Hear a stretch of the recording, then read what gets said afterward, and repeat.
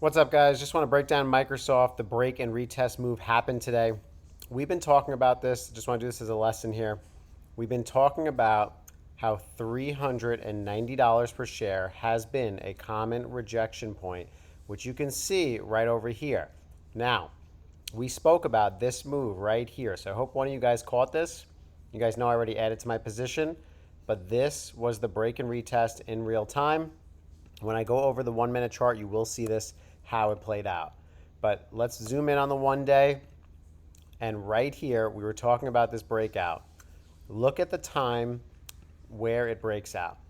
This is at 9:32. You can see it on the bottom. At 9:32, we're at 386. It blasts up above 390 to about 391.3. Pulls back and bounces at 387. Double bottom happening right here. Then you get a retest back to the highs of 391.30. Now notice this.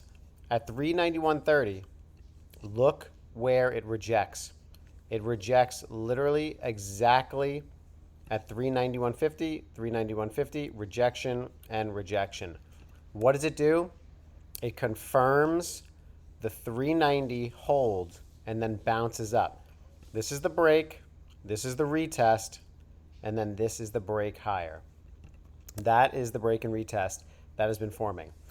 So if you caught that, you got your double bottom,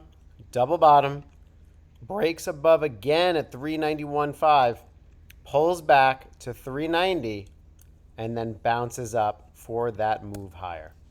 And the way to double confirm it is you had your 9 and your 21 EMA, the blue and the orange.